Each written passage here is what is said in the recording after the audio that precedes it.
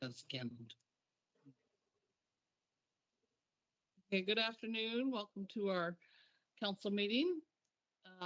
Since right now we have Dr. Nancy Stevens. We'll start with the round of introductions. Okay. Okay.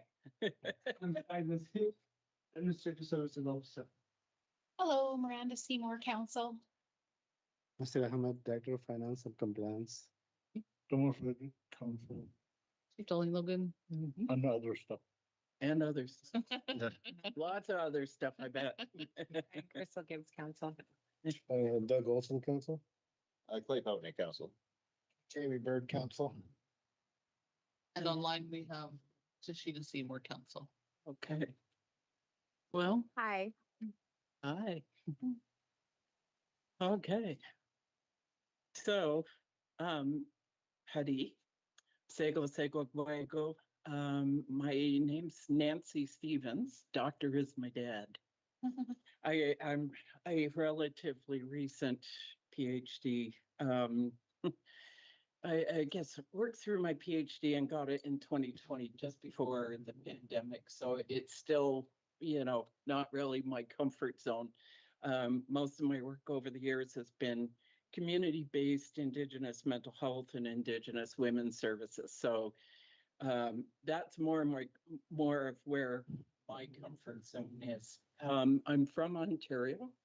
I grew up in Guelph, which is southwestern Ontario.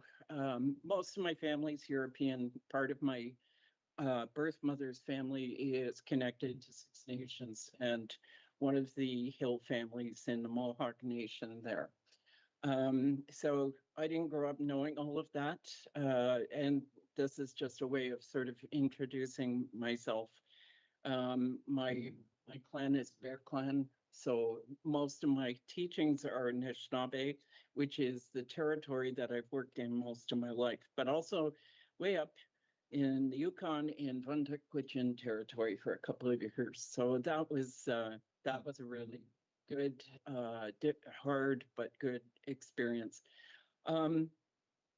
So as I said, my PhD, I got done in 2020, and last year I moved here from North Bay, Ontario. I had been teaching at Nipissing University.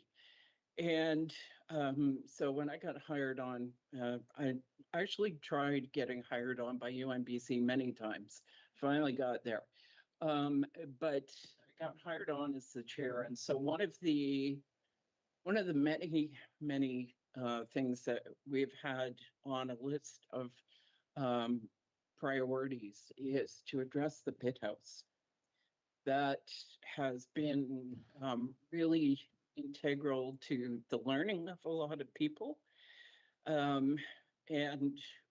So back in December, I brought together, I put out an invitation to bring together people who had been involved in the past, such as Vince Prince and Jennifer Piggin and Ross Hoffman, had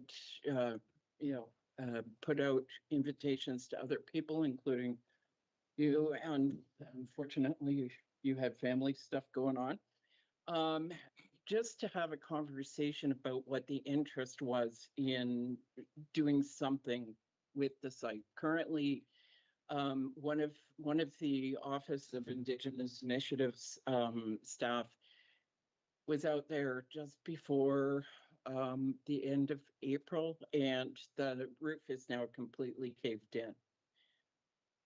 So from the conversation in December, Vince and Ross and various people expressed an interest in doing something with the site.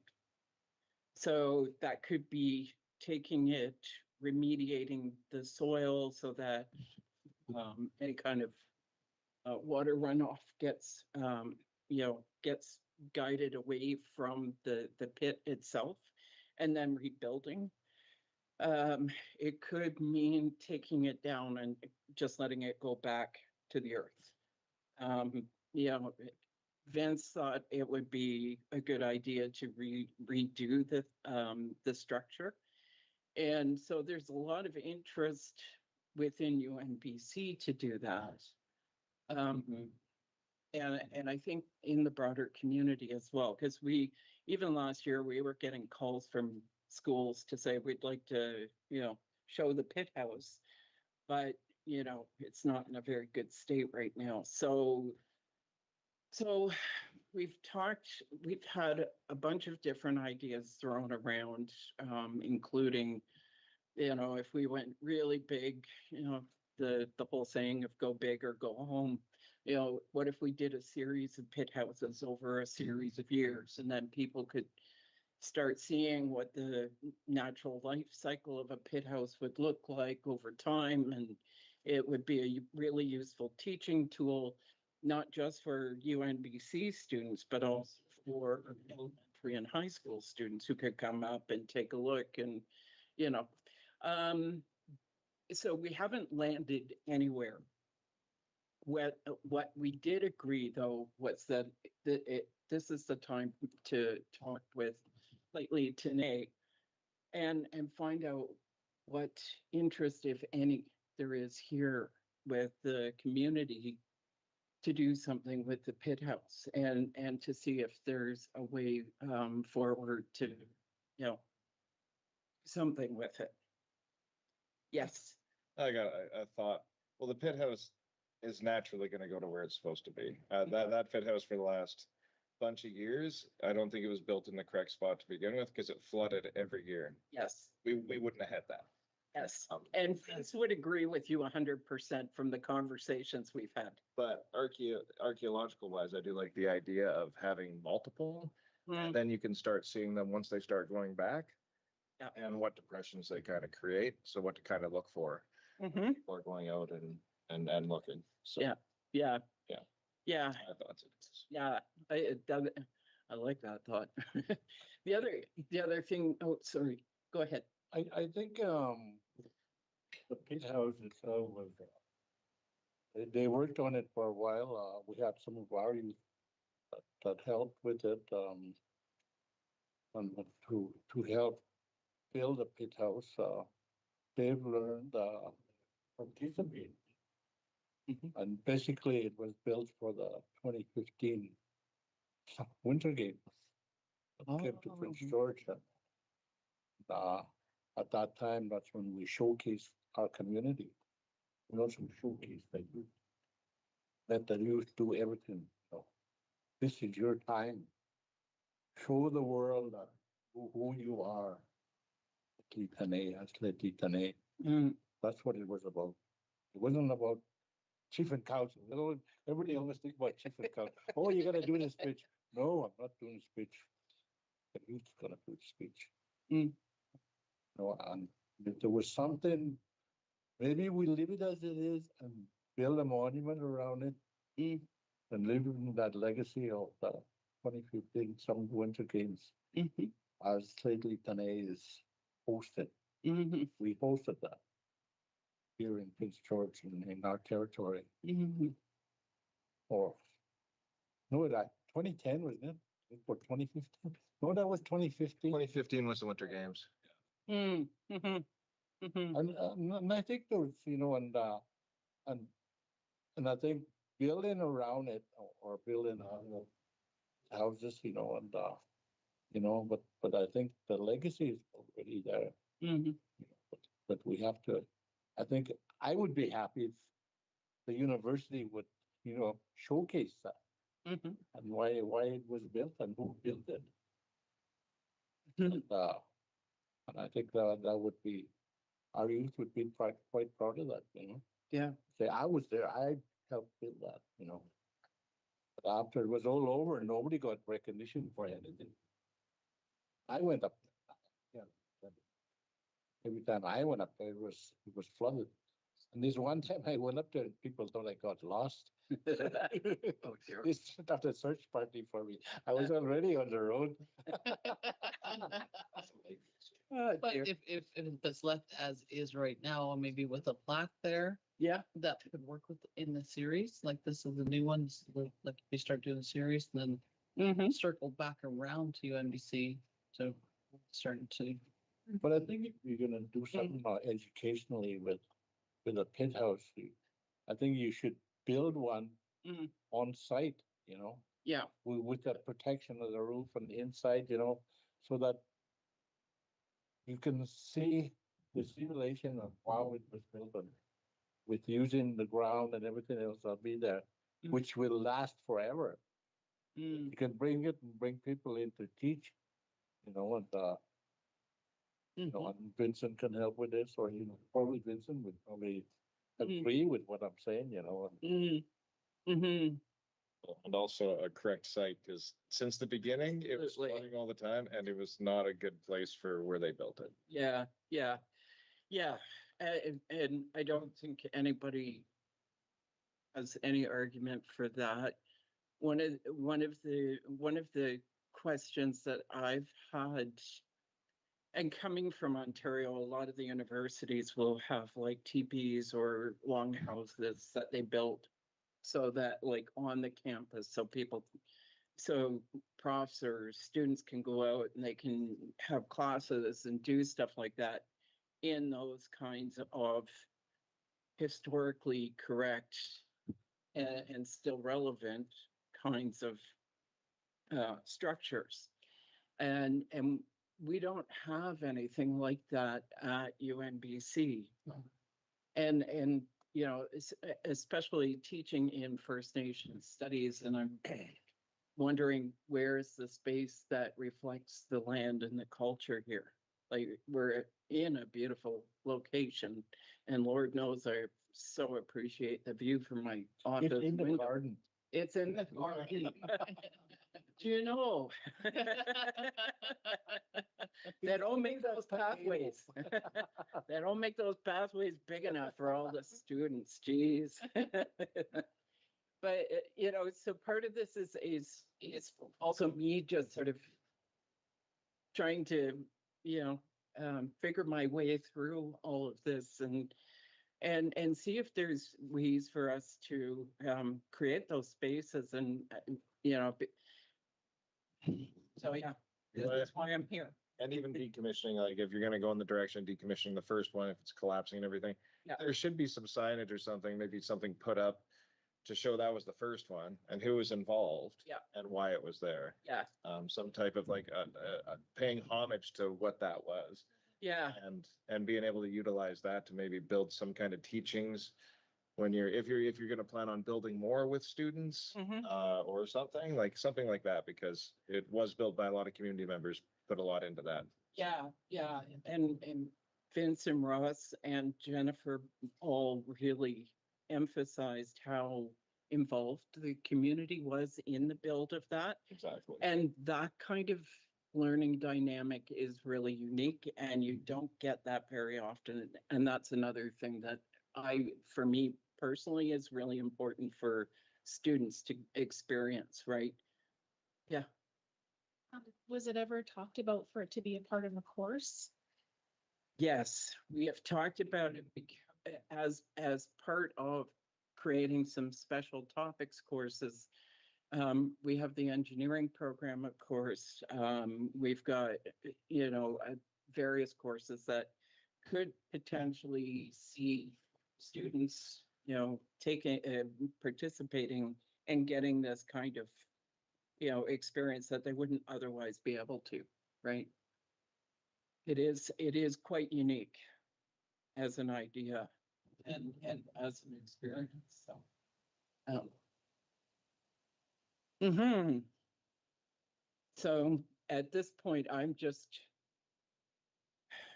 we're very much in the beginning stages of this. I have talked with Mark Barnes, I believe his name is, who is involved in fundraising for UNBC, to see whether there's an appetite through the work that he does for generating funds so that we can get the resources or, you know, whatever. He thinks that there is quite a strong resonance for their donors, because it could offer an experiential learning, which is the buzzword with most provincial governments these days, right? Mhm. Beyond that though, and one of the things Vince was really clear about was he, in participating in something like this, it really needs to be very rooted in community and rooted in the land. And so that would be the other critical component to this, right? Because if you're going into First Nation studies and you're learning about all the Indigenous peoples, it becomes really easy for it to just become pan-Indianism, right? And so this gives us an opportunity to really talk about here and have people here. Yeah. I know that we have had, I believe that we have had land guardians going out to camp trapping and doing some cultural teachings and stuff with the kids out there. Would there be maybe an opportunity for them to do that alongside this school district with, say, Jennifer Piggott? Because lots of those are our kids still. Yeah. An idea. Mhm. Yeah. How much land it may require? Pardon? How much land it may require? So, Like from this No. part of the table to like the end of the room and about that Huge. big. mhm. Yeah. Yeah. All of the university lands. Well, and that's my hope, is that the university would be willing to allow us to set up, Taking land Where from you can the see. anyway. well, there you go. And that, like honestly, that's another piece of this big puzzle is, this is Lheidli T'enneh land, right? Doesn't matter whether it's up on the hill or down by the river. Yeah. Right? So, Used it all. Yeah, for sure. mhm, And I seen something similar to the pit house that individuals were trying to create that. The whole the whole scenario was to connect each other with each other mm, and be seated around the pit house, talk mhm. with each other, about each other, with each other, and to the person that's doing the training. And it had to deal with people that came out of penitentiary over in Kenneth Creek. You ever been to this camp in Kenneth Creek? They have one similar to that, to a pit house that they built, but they can never figure out how to light the fire without them getting smoked out. They would put a fan in it. Come on, blow up. Yeah. So that's what I have to present to you guys. So if you've got questions, the only other thing is perhaps if anybody's got an interest in being part of an ad hoc, committee of the university, we do Zoom. But if anybody's got an interest in being part of figuring out what we do with all of this and how we move it forward, I'd be very.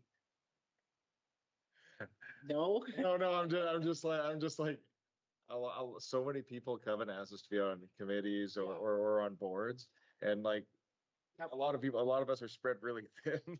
Yeah, no, and I totally appreciate that, but if there is somebody who is. No, definitely there may be. Our land guardian. Yeah, there may be. Yeah. Yeah. Not council, because you guys are already doing all the things. But we do have two people that could be a part of it. And I think it would be a really good way to keep us grounded. Mhm. Yeah, and they'll have Yep. ideas and Yeah, ways Yeah. to move it forward. we do have a research assistant that June Garcia Becerra has hired, who will be doing the gathering of information, the story about the original pit house. So, I'm going to let her know about the Winter Games. Peace. Yeah. Yeah. Is there somebody that she could reach out to here? That, Let me, there is, you could probably find it at, the library. There is a video of the games. And during the introduction and the end, Mm, they showed the pit house with our youth inside the pit house. There's pictures out there that I saw those. There's pictures out there, yeah. been Mhm. working on it, and okay, there's a whole bunch of information up there. okay. Is that the UNBC library or public library? NBC might have copies. UNBC might have copies, Okay. because that's where the pit house is. Okay, yeah. That was the one that they worked on. Okay, I will let her know.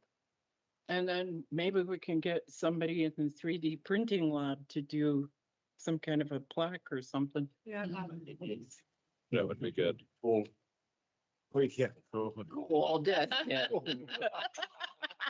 Yeah. Maybe. Sign was stolen one bit later. And get Shahid to connect Yeah, the land guardians. Yeah. You can connect her with the land guardians. sure. Okay, Yeah, and through the UNBC piece, there should be people who are involved, and even like Domo said, with even the kids that were kicking around and helping too. Yeah. But there was a list with everybody. yeah, Yeah. Jen Piggin would help. Yeah, Jen Piggin would know. yeah. Okay, yeah, she does. Pictures. She, yeah. And pictures. Pictures, Ross sent me a bunch of pictures, yeah. Yeah. Yeah. All right. Well, thank you. Yeah, well, Well, meeting you, thank you. appreciate your time and your willingness to let me into your space. Thank you. For sure. Okay, Come in. all right. For the hot weather out there. Well, yes, at least we're not in Ontario. Oh, yeah, they're burning right now. Yeah. Little weather. I have two of my kids back there still, so, Oh. yeah. Have a good day. Yeah, thank you.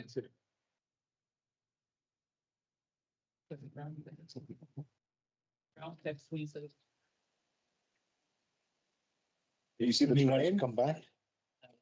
Did any of you guys see the train? No. Like in the fire in Ontario? saw that. Yeah, the guys were taking pictures and said that like the fire's all around us. All you see is it's all around them. It's craziest thing. They're waiting for the other train to go by so they can go.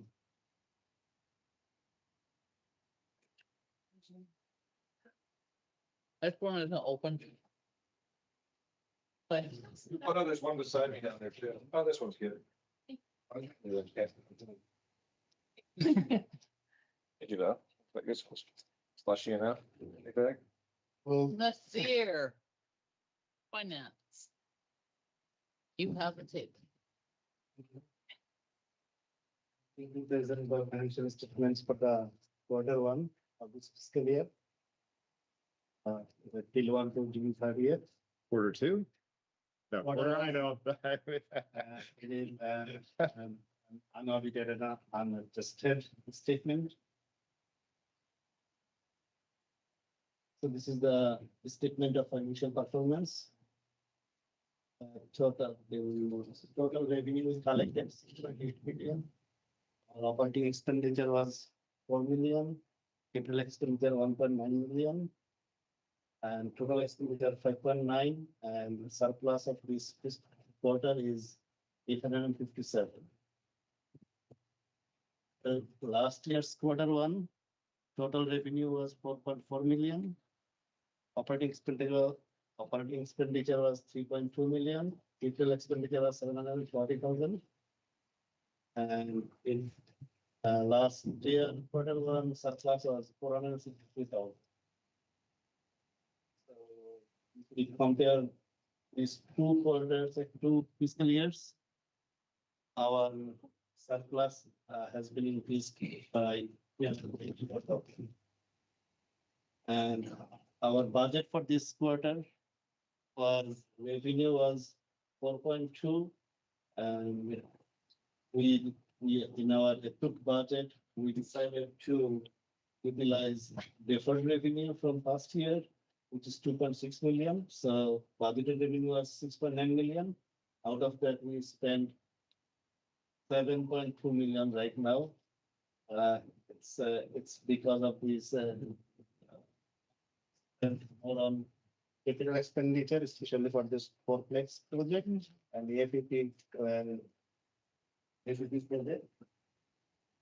So budget versus actual is we difference is we received instead of 4.3 million, we received only 2.5 million. And operating expenditure, we budgeted 5.1, but we spent only 4 million. So here it is whatever we budgeted for the operating expenditure.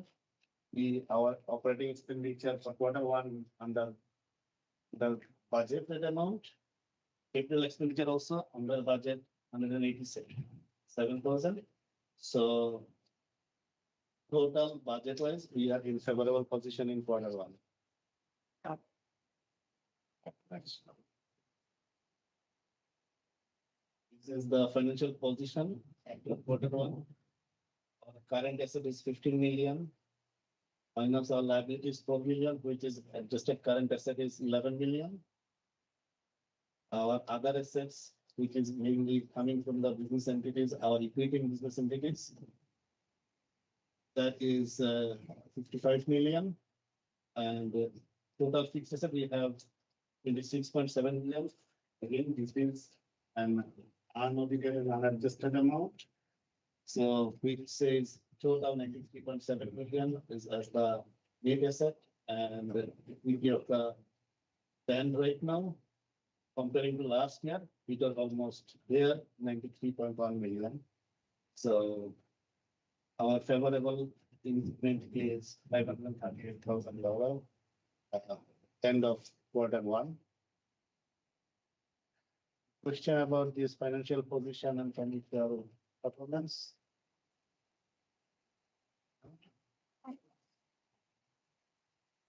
This is the treasury comparison last year versus current year. And that is a interesting thing. You will see that we are total cash and cash equivalent. We have now 19.3 million. Last year we had 29.2 million. So our treasury balance is down by 9.8 million, which is basically 5 million we spent on buying shares from FMBC. Yeah. And rest of the things we, Wasn't it housing? yeah, housing, AFB and other capital projects, and little bit of around $1 million to administrative. AFP is Ancient Forest Project. Yes.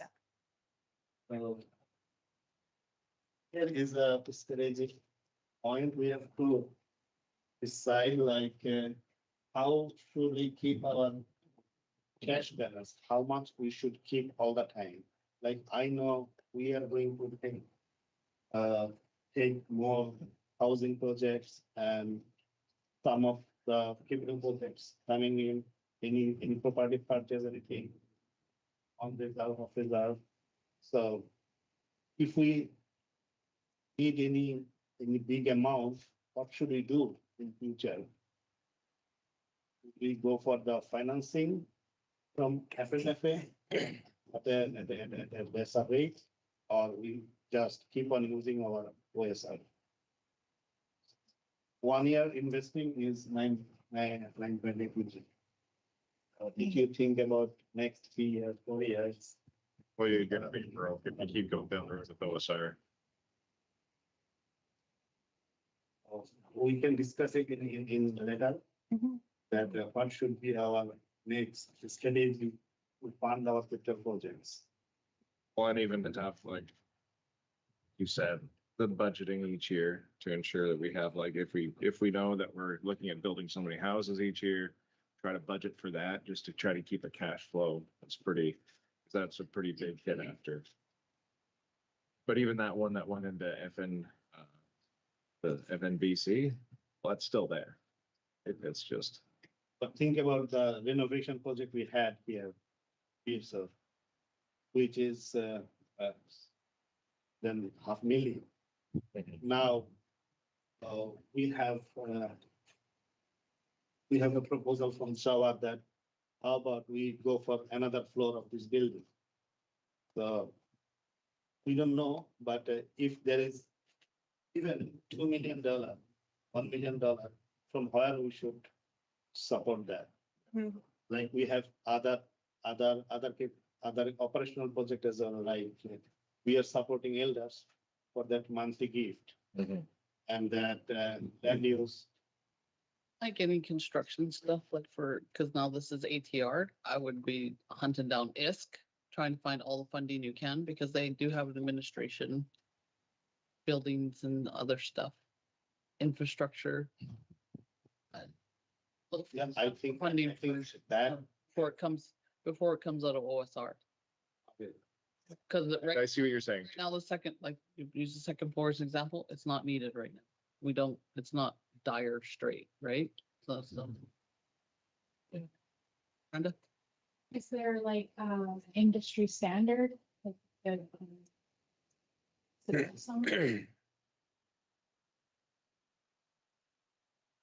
Comparing, it always depends on what is our requirement, what we are thinking about, the service level to the membership. If we think of increasing service level, more operating expenditures, right? And like education, I know everybody is agreed to increase the education budget. Right now we have 40 students and next year probably it will be increased to, this year our education budget is deficit 800 something. Next year, if it is 1 million or 1.5 million, we have to think about the funding. So should we utilize OSR or should we go for the financing? So this all depends on what we think about the service level. If we think on increasing, because membership is increasing, so if the service level goes up, like the health one, we are going to hire the second nurse now. And that is not funded yet. Yeah. And public works. All this service level increase, we are talking about money. And if we add 4 years of service money, it is big number. So this is definitely needs a deep discussion, some working. I can present some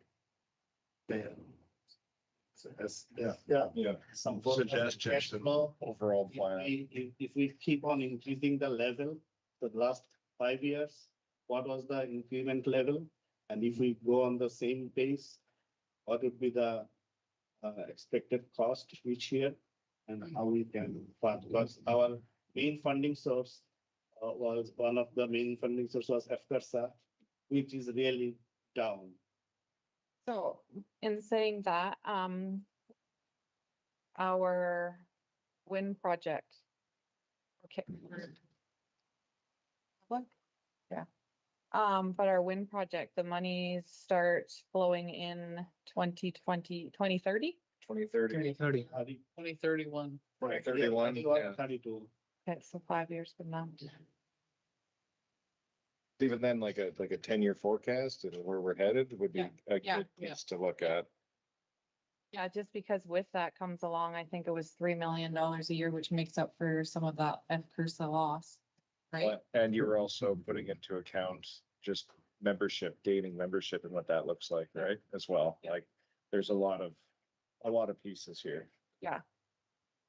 Yeah, it's like too many to just say, this is what we're doing right now. Yeah, Domo. I disagree and I agree. I think,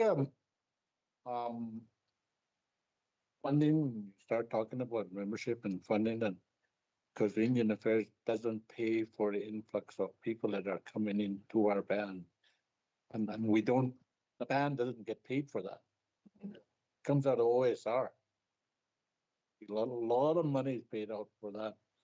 But they should start paying us for that, And this was predicted way before 10, 15, 20 years ago, the people that worked in the treaty office, Alan Seymour, Ron Seymour, and the Blokeys, and everybody that worked there. And that they negotiated and had predicted, and Indian Affairs knows about that. And how much people that we're gonna have up to now, and probably for the next 20 years. Yeah. And how much people that the influx of people going to be covered is not covered. Yeah, they've only really funded on reserve when most of our memberships off reserve. Still not covered. We never meet with them. No? Yeah, the government of Canada never really, Yes. yeah, Got the information for it, but they never agreed to pay for it. yeah, you're right. We met with BC all the time and I can't recall meeting with Canada, them sending out a delegation once. Yeah, it's almost like, I yeah. took a year to get in to see him, and he was obviously switched out, but the first thing I did was walk in the room and he's like, yeah, this year we're not doing anything. We're focusing on the red dress campaign. Water, we need our water, we need.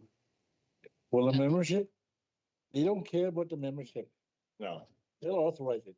Doesn't matter how it looks or where it came from or who's doing it. It's there, they'll authorize it right now, but they wouldn't pay for it. You're right, because they did authorize all that. Yeah, I see what you're saying.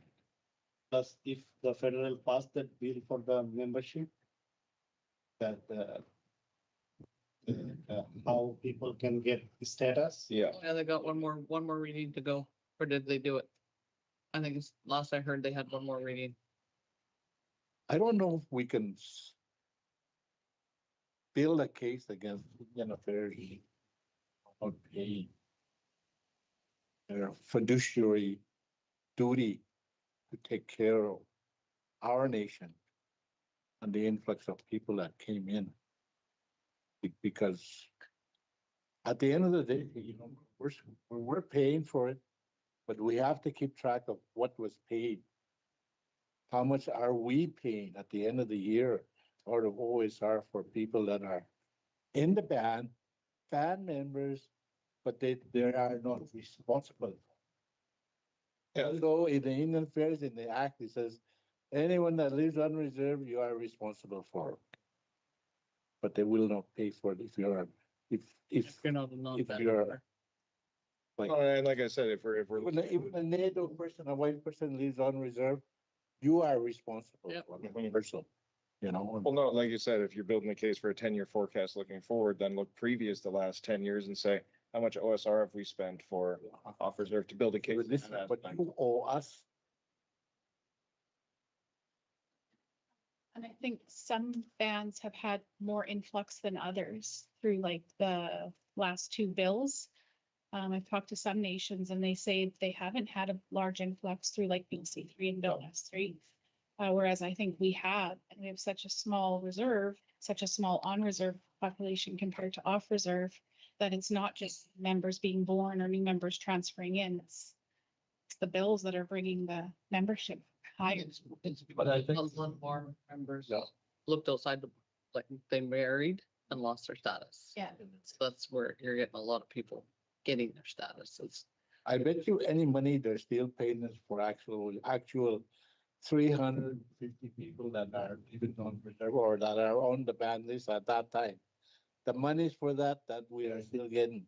We are not getting that money that brings us up to the $4 or $5 million that we should be getting per year. How much more land to go without people? Well, that is a huge thing too. Well, they're going from social reconciliation to economic reconciliation. So they're trying to give us more, all the major projects, they're trying to get us more into those to be like, take care of yourselves now, because they're pretty much, they want to wipe their hands clean. They always have.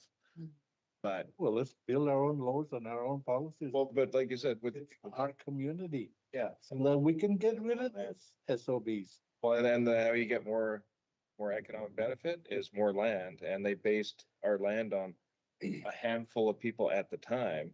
we should be getting a ton more. So anyways, yeah, so. Okay, Tashina, really quick.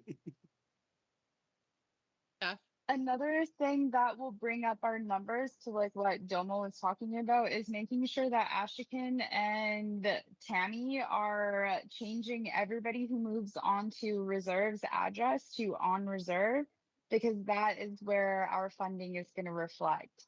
So all of these new people that we just moved on to reserve, all of their addresses should be changed to on reserve, because then we would be receiving I think Children and Family Development receives 2,500 per person per year for funding. So that would reflect across housing, education, whatever else we receive funding from the government for as well. So that's one thing that we need to make sure that we're doing. Yeah, I Yeah. think of that.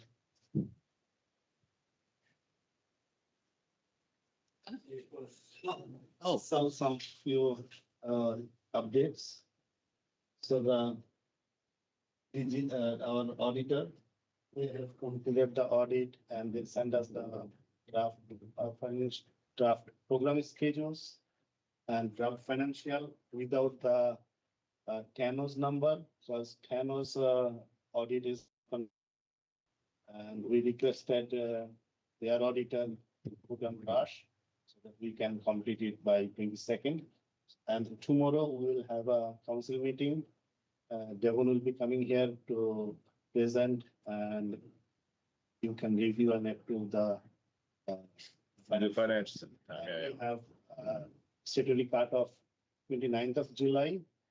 We have to send our report to his FNHL, CMHC, other agencies. You had her hand in the whole time, I think. Oh no, it didn't go down again. Sorry. And another one is check signing authority for the councillors.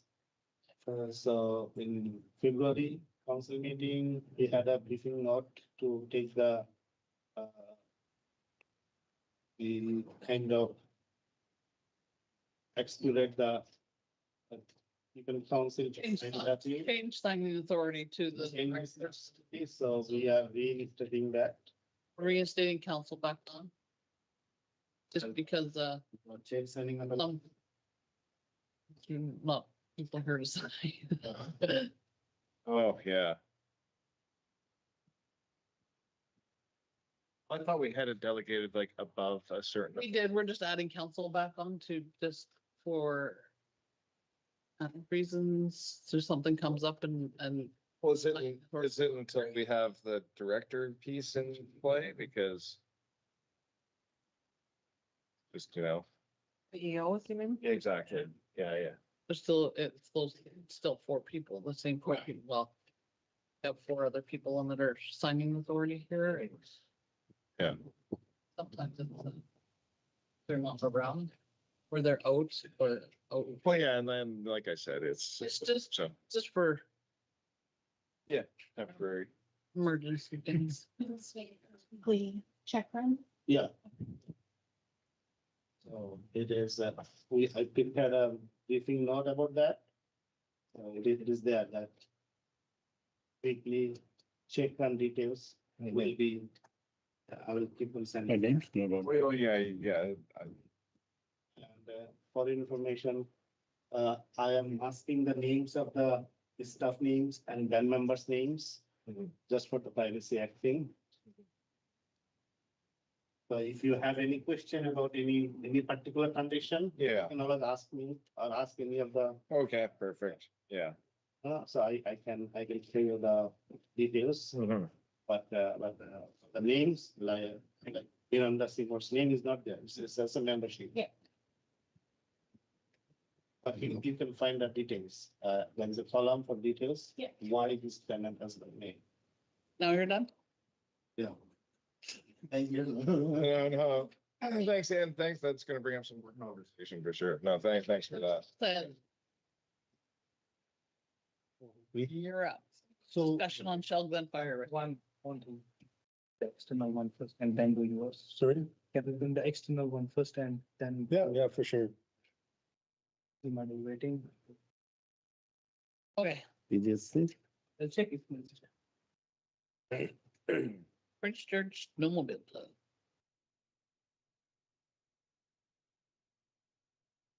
Summertime, go away. Wow. Are they donating snowmobiles to Lheidli?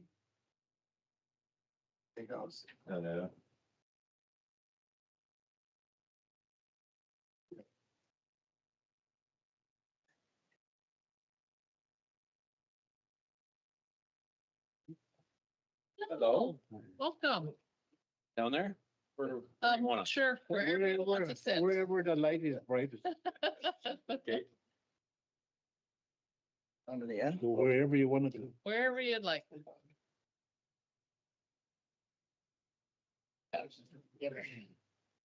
Oh, Good day, everyone. Thanks for having us. welcome. My name's Thank- Eldon Houghtaling. I'm with Prince George Snowmobile Club, and this is George with the PGA TV Club. Okay, we're gonna start with the arm round. We'll Rec Society also. start with Miranda. Hey, Miranda, council. Administrative Officer. Nasir Ahmed, Director of Finance and Compliance. No more refrigerator. Chief Dolly Logan. And Crystal Gibbs Council. Olson Council. Clay Boatney Council. Bird Council. Nice to meet everyone. Tina Seymour yeah. Council. Oh, yeah.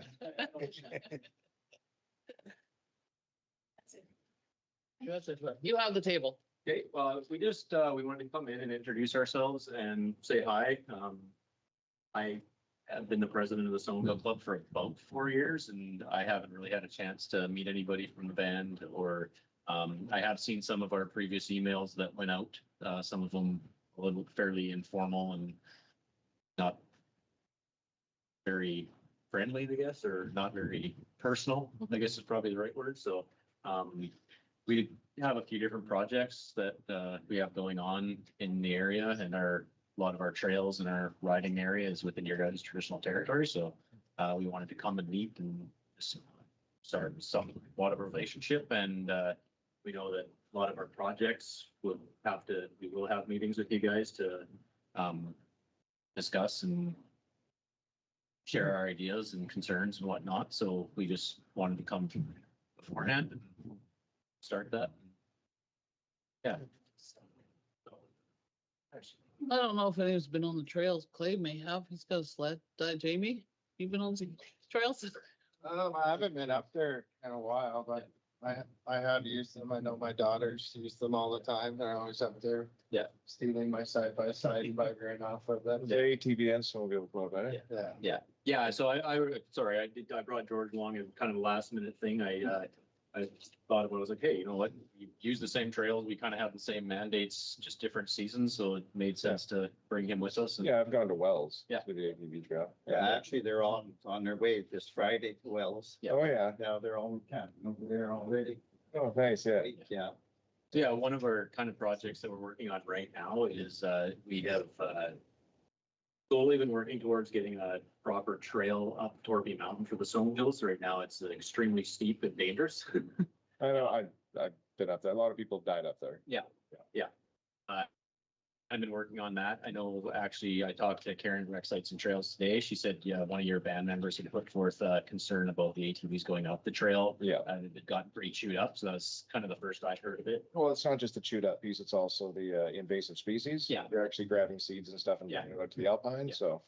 Yeah, so that was kind of the first I'd heard about it. So I talked to Karen today. We're gonna look at trying to do some mitigation there, see if we can find a way to. Yeah, so somebody said they seen a flag trail already, like someone was flagging kind of like a new, Yeah. but they weren't sure if it was the ATVers or. what No, was so going that on. was actually Les Serensky from Canfor. Okay, That is markings that are going up there are where we're laying out our KMZ file for this proposed trail. oh, So before we had a section 57 on building that trail system.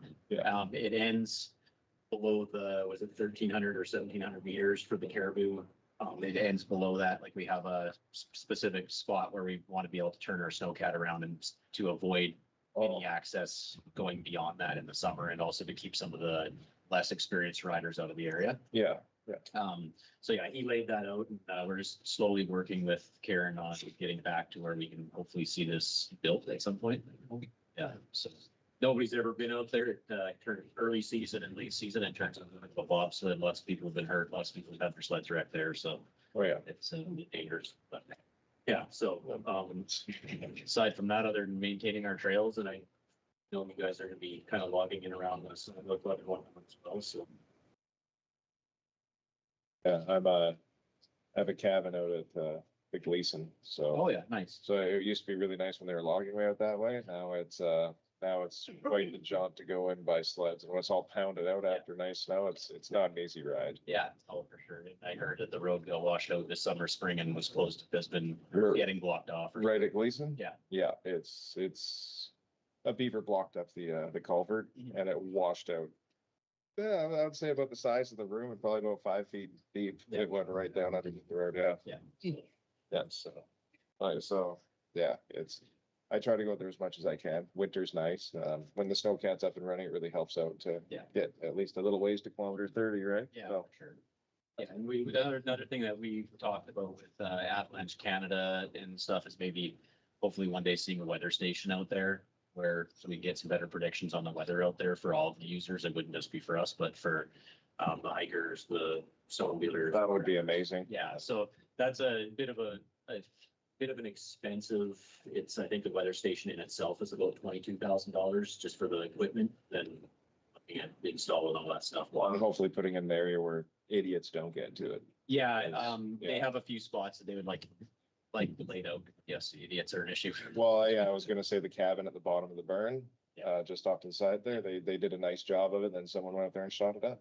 Yeah, last time I was up there doing clean out, I pulled a 30 caliber slug out of the kitchen cabinets that was inside, so. Yeah. I shot right through the doors. Yeah, or the wood stove there, they poke holes in it with their gun. And it's like, why? Yeah, exactly. Yeah. So yeah, that's kind of one of our projects and we have several events each year. Last year at our vintage show and shine, we had sent an invite out through the elder email to have some people, just invited everybody out to have an elder come out and some people that have some of your band come out and just say hi and whatnot. We didn't see anybody. I would recommend you send it to Shahid. Yeah. Okay, yeah. Not getting. And then I had been in contact with Benga, is it? Bingo. Yeah, Um, Benga. Yeah, we had an offer from a snowmobile, he's a snowmobile instructor, safety instructor for industry. He offered us some help, so we kind of failed last year on that. Our communication was a little bit off and the season kind of sucked, so. But again, this year we will try and offer for your band members. We can take up to 8 band members and put them through that course free of charge. There's a very small charge, but the snowmobile clubs are willing to cover that because he's helping us with some other stuff. So I'll get back in contact with him as. Nice. Yeah, or like, Shahid is the guy. Either Benga, either one.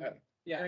Guaranteed to get to us. Yeah, so, I asked a couple times if there was anybody interested and I only got one name and then Kabanga got back to me and said he had some people, but it was already kind of past the date we had set and then we'd lost the snow already. And so, so that's something we would like to offer as well. The weather station piece, is that through the government? Is that how? So Les Sorensky is who is gonna be putting the course on. Oh, no, I'm talking about like putting you're talking about like the $22,000 weather station. That's with Avalanche Canada.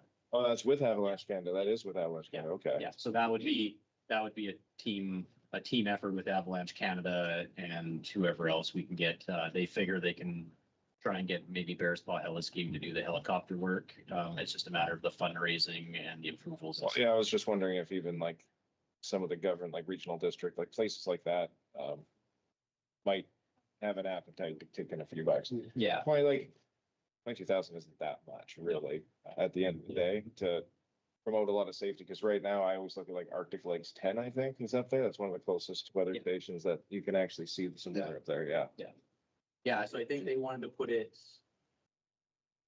We discussed more on the Fang and the provincial park side of things where there's no prize to protect it, where they also had some better locations there where they could get some better predictions and some better depth.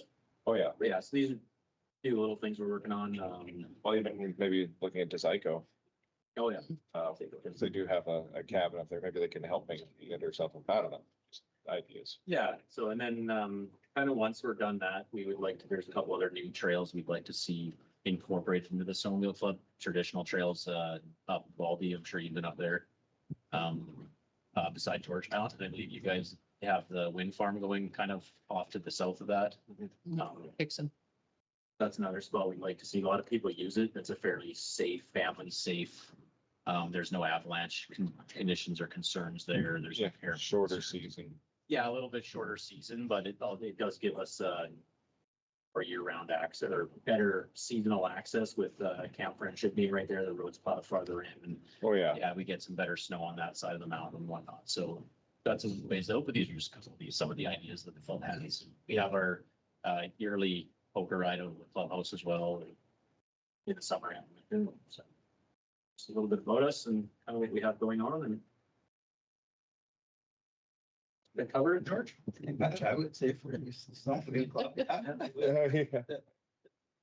ATVing, well, Tabor Mountain Rec Society, I'm not sure that everybody knows about them, but on Tabor Mountain, we have a number of clubs that join together in under one group to stop the conflicts with each another the best we can. And then, of course, we have an agreement with, a partnership agreement with rec sites and trails to maintain the trails on Tabor. And also, the ATV club has the one on the way to Wells, which you're aware of. Yeah, hard to find a couple of the turnoffs once in a while because it utilizes FSRs and stuff too. But they've done a lot of work. Like I went in there a couple of years ago. It's impressive. Well, we just had to open up, there was 2 bridges removed from Canfor on the end of Stony Lake. Wait. So now you have to go on Lake down. We opened that up a few weeks back. There's a different route now. So if you go, you have to watch for new signage. Oh, okay. Fortunately, we don't have a lot of luck with people not destroying signs. Which, Yeah. once again, yeah. I know. Only signs can shoot back. Yeah, exactly. You know, training and that, I don't know if you're aware, but we did offer training for youth at Shelley and other youth at next to no, it's no cost a little bit so that they don't show up, but Yeah. it's refunded and if anybody has youth that need training, safety training, you have an instructor and do that very much. Yeah. More than happy to entertain any ideas that you have. Welcome on the trails. There's get Les Baker out there and tell him he can teach us all how to pick berries and. Oh, yeah. Yeah, right. Yeah. Yeah, I think I know for us to talk a little bit, but nice to get a little bit of history kind of the area and your guys' traditional use of that with Liberty Lake and Frost Lake and stuff like that. Find it. Yeah, Yeah. yeah, if anybody has any knowledge of the area, like what, if you guys use that traditionally, and I'm sure you did, it's Archives. great fishing up there, so, Oh, yeah. but yeah, so. No, we'd like to see. The that. map over there, that's across the territory, the traditional use of the whole territory of all the resources. So my ancestors do that. Tashina? Sorry? Tashina's Yeah, Shahid, are you able to pass me along their information? I can pass it on to Shelby for the youth training stuff. Yeah. Sure. We have Thank you. the contact before she would, you will have our contact information for the PGA TV club. That was our contact. Whenever I didn't attend the training, but Oh, nice. it's a Yeah. contact. But I can give you a card. Yeah. Out of curiosity, would we be able to get a copy of this map? We have Website. Is it on the website? For a fee. on the website or, If not, we'll bang it. Yeah. or Benga can send you a KMZ file. Okay. Yeah. Yeah. And also, there may be, he may have access to another map that has some place names kicking Okay. around for our language. Yeah. Yeah, because that would, gonna be a cool one to overlap with our trail system or like outside our trail system. Well, and that'd be cool to, yeah, like even show our membership as well, right? Yeah. Like, yeah, be great. Sure. So, Nice. Go hop on a big sidewinder. We'll hop on an 1100 in the winter and. Training? He went for the ATV training. No, that's a snowmobile. Okay. Yeah. Interested in learned- ATV? I was 10 years old already. That sidewinder up like. It's a 3-cylinder, so it's more of a trail sled. Yeah. But it's, Very nice fishing sleds. but it's 1100 turbo. Yeah. So it wants to move too, but they're heavy. Yeah. Any questions from anybody or? No, That's great. No, thanks for coming and presenting. Yeah. something to plan with Tashina and Shelby about with the Yeah. kids, get them trained on it. Maybe Yeah, and like this. maybe rent some ATVs and bring Yeah. the kids out camping. Yeah, and the snowmobile training is like And the- industry certified, so if your members go to get a job on the pipeline or with, anywhere, and they need a snowmobile certification, that'll transfer over, like if Oh. said you will give them a certification, Yeah. but he said even for anybody that just wants to feel more confident, he said he's had people that were crying, bawling, would not get on the ATV or the snowmobile to laughing and riding up the hills and going over the humps and, within an 8-hour day. So Yeah. he's obviously very good at his job. He's taught a lot of people. So, Yeah. yeah. So, Good. yeah. And then, so we have our vintage show and shine is usually the end of January. So we'll make sure we send you guys another invite. Love to see you guys. And Yeah, send it to Menger or read the reception. Okay. Or not. and then who is our best contact for, like projects going forward for consultation? Benga. Sorry? Benga, Yeah, he's our natural resource. Charlton for the logging. Chelton, yeah. Chelton. So, I can send you Okay. Yeah, he's a good guy to guide me on. Just send it on to me and I'll pass it on to Lance. Yeah, that's all we had. We just wanted to say hi and get to know you guys and Well, thank you for coming in. Thank you. Thanks for having us. We're just gonna have one quick, Yeah, Douglas. I was gonna say, I haven't been out there for, 10 years now. I used to be out there all the time. Has anything changed in the last little while, like anything that you have to be aware of? Like if you go up to use the, it's pretty much the same. The clubhouse is there, the parking lot's the same, gravel pit's not used anymore. It's kind of been leveled off more for ATV training, but the trails are all pretty much the same. The Yamaha cabin's still up there. We did a bunch of work on it last year. It was kind of falling off its block, so we just jacked it up and put all new pilings under it. Painted the railings, painted the inside from all the graffiti and stuff. And Frost Lake Shelter, we have a little bit of work that needs to be done to it. It's kind of deteriorated a bit, but it's on our list of things to do. And Okay. yeah, trails are great. Fishing at Frost Lake's great. We had a little mini fishing derby this year, our ATV poker ride. We provided 3 rods with 3 random lures, and everybody had three casts. And if you caught a fish, your name went in the pot. Everybody had a blast, and then we had over 15 different people caught fish, and it was a good time. Yeah. Awesome. Thank you for coming in. yeah, thanks. You have a great afternoon. Thank you. Yeah. Yep. You take care. Anytime you guys wanna ride, check Facebook and. Oh, for sure. Yeah, yeah. I think that we're just finished brushing the birds again, so. Oh, nice. Yeah. Yeah. It's just getting it. Yeah. Yeah. Yeah. Good to meet you. Yeah. Nice to meet you. Appreciate it. Nice to meet you. Thank you. Thanks for coming. Thanks for holding my chair, Doug. Get hold of us. Yeah. I'm gonna sit back down. Not Great afternoon. Well, I've been here since. Thank you. So. Thank you. And I'll get Please don't go in around. contact with Yeah, you sure. and get some emails. I grew up with the, sure, you're talking about things that are more fitting. Oh, yeah. Okay, Ready to go. Thanks again. thank you. okay. Douglas? So, on Shell-Glen's behalf, I'm talking here, we've been trying to get, some grants for this Lucas machine. It's a CPR machine that, kind of does everything for, instead of people going up and taking turns. 2-minute rotations, this machine kind of fixes all the errors that can happen. You just put the machine on and it takes over and does the CPR till they get to the hospital. Oh. And yeah, because like with people doing 2-minute rotations, some people are ineffective.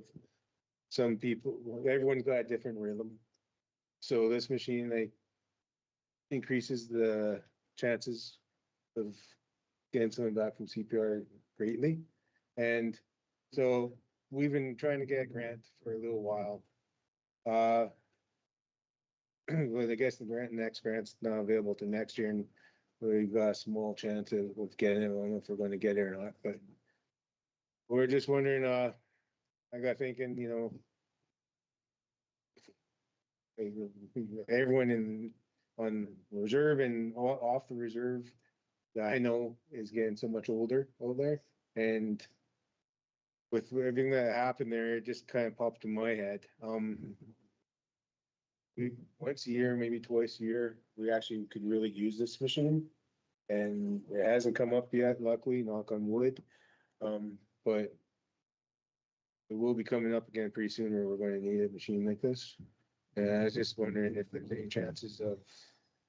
It's cost of the machine is $28,999 and $993.65. I thought that was a No, I think that's all in, I think that's, 30 grand. Yeah, 30 grand. yeah. Yeah, no, that's with taxes and everything, 28,993.65. So I was just wondering, seeing if any chance some help on this, because we don't have like any money. No money. Yeah, we're broke. We're just a little. Unless you're fire Sorry. truck. We actually, that fire truck, we actually tried giving that to the band for I don't know how long. We want the new one.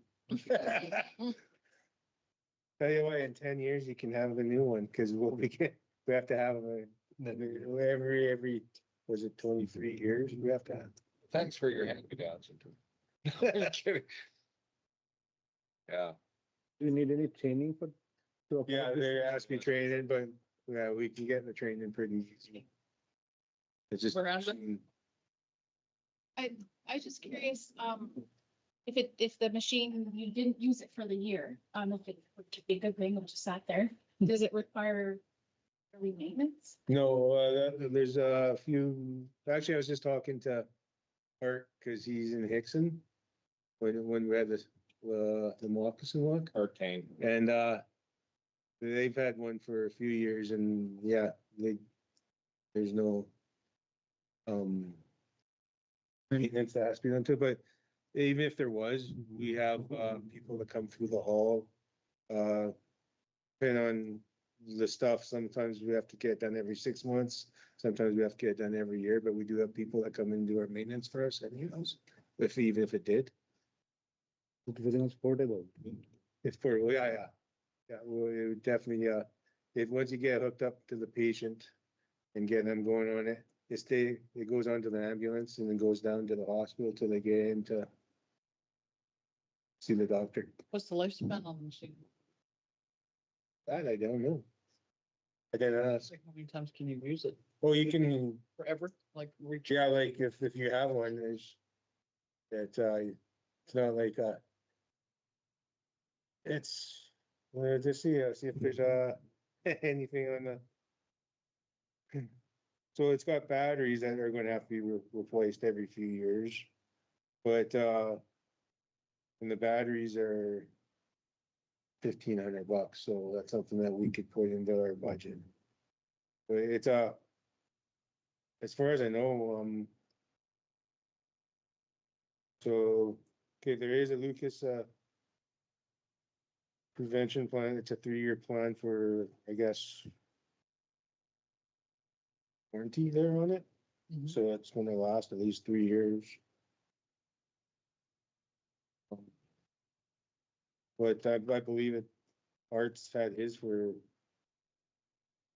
I don't know, he said 6 or 7. They haven't had a problem with theirs. But they barely use theirs too, so, Within. yeah. But for some reason, last, since I joined back, that was off for a little while when we were raising kids. When I joined back, was that 8 years ago now? We've had one bad, well, at least once a year where we could use this. Well, Shell-Glen services our Southside Reserve. We have an older population there. And I don't see any reason why, I think we should donate at least 20,000. We spent 20,000 on a baseball game that's gonna happen. We did. So. For sure, I'm for 20,000 minimum. Thank you. Yeah, and then you can maybe leverage that to grants, whoever else, and said, we raised this much. Can you kick in this extra little portion, right? Regional district kick in some, can VC ambulance and then kick in a couple bucks. Okay, well, thank you guys. Thank you very much. It's awesome news. And whenever required, we can request for that portable unit, right? For our AGM, or in. Like- You have to train people on it. Yeah, yeah. Yeah, someone has to be trained for it. But if you train somebody and they're, Yeah, so if you. Asking if we the can machine give person. some well, it's the WAD's supposed to be ordering those. What are they, AED, AEDs. machines for? Yeah. But but this is a good one, like CPR, we don't need another human to do the CPR. that's kind of, that's like just telling an emergency doctor to come sit over here. It's just in case, because this could go on call at any time. Yeah, It's because it's really close to our community. well, we do service, Yeah, you service our Southside. community, yeah, south side, so. which was. So is everyone in agreement, $20,000 towards the census? I agree. Thank you, everyone. Everyone. Okay, 5-minute break and then. Yeah, we'll, in public is ended. Or, yeah, Well, is it ended already? Okay, so our in public has ended. Thank you for all tuning in. And it's only a couple more weeks and it's the AGM and the AGA. Lots of, you'll see everybody, visit and have fun. Hey, have a night, good night, keep cool, keep hydrated. See you next time. Deepu, can we go in camera, please?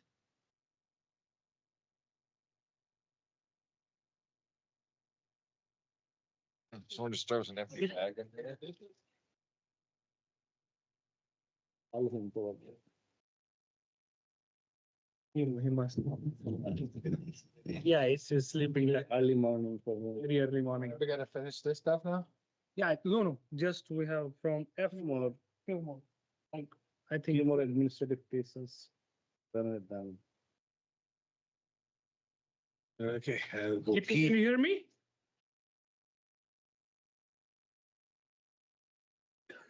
Can anybody else? Hey, Deepu? Yeah, so, yeah, the in public is, has ended. Can we go in camera now?